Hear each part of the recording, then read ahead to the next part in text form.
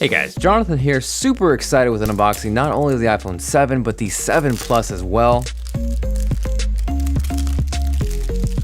Now first up, we're going to jump into the jet black iPhone 7, which you know is the case because it is the only one that comes in a special black box. Personally, I would have loved to have seen Apple include black Apple stickers, just like they did with the Mac Pro, which really would have completed the package. And honestly, going into this video, I thought I was convinced with matte black, but getting a chance to really look at and hold jet black, good God, does this thing look good. There's something about the way it feels in your hand that is super premium and in turn making me reassess my life decisions. As far as what's inside the box, the iPhone 7 and 7 Plus now come with Lightning equipped earpods because there is no headphone jack. You get a lightning cable, the USB wall adapter, and surprisingly Apple includes the lightning to 3.5mm audio adapter, which you're not going to have to buy. Now next up, this is the black iPhone 7 Plus, and even though on paper this color is technically referred to as black, for the sake of clarity and my sanity, to me it is matte black. Now deep down, ultimately I think I do still prefer matte black. It is super clean and stealthy, but getting a chance to see these two side by side is making my decision infinitely more difficult, so let me know if you are team matte black or team jet black.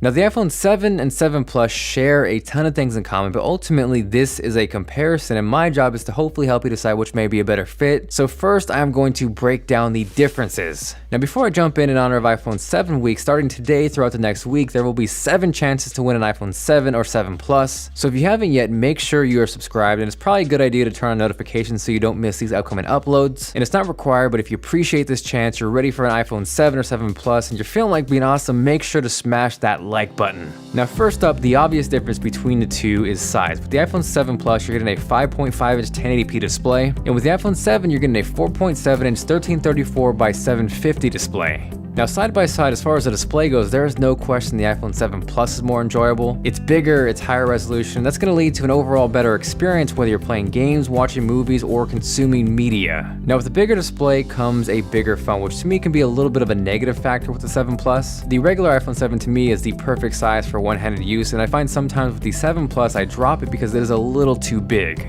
Now as far as performance goes, both the iPhone 7 and 7 Plus are rocking Apple's A10 Fusion chip. The difference between the two, however, is the iPhone 7 Plus has 3GB of RAM, whereas the regular iPhone 7 only has 2. In terms of sheer benchmarks, that extra gig of RAM really didn't lead to any extra performance, but as far as what that leads to in terms of real-world benefits, the iPhone 7 Plus is going to do a slightly better job at handling multitasking than the iPhone 7. Now aside from size and screen resolution, the other giant difference between the two are the cameras. Both are rocking that 12-megapixel rear camera action, but if you couldn't tell, the iPhone 7 Plus has 2 lenses. So with the iPhone 7 Plus, the way it works is you have a wide-angle lens combined with a telephoto lens. So what that means is you're able to go from 1 to 2 times zoom instantly just through hardware. You're able to push it to 10 times digitally, but the 1 to 2 times through hardware is really nice. These right here are shots that I took on the iPhone 7 Plus. First is the wide-angle lens, and this is what it looks like switching to the telephoto lens. Honestly, being able to have that extra focal length instantly is super clutch. You can see exactly how well it works, but I did notice the telephoto lens is not nearly as good in low light as the wide-angle lens. If you're outside or you have plenty of light, it is never going to be an issue, but where I noticed it getting a little grainy is inside where the light started to dip.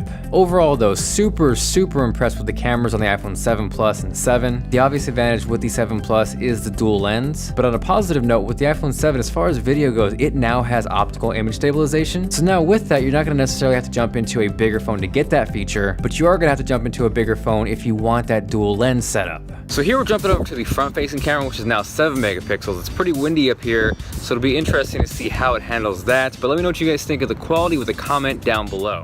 Now jumping back into the similarities and really my overall impressions with the 7 and 7 Plus, I was really eager to test out the water resistance. So to test the water resistance, we are killing 2 birds with 1 stone. We got a little video test from the iPhone 7 Plus, and we're gonna dunk the iPhone 7, in this water. So, here we go.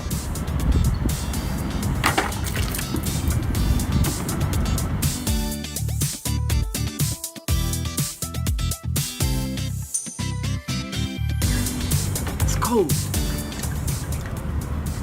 Shake it off, give the jet black a bath, and everything's good. IP67 for the win.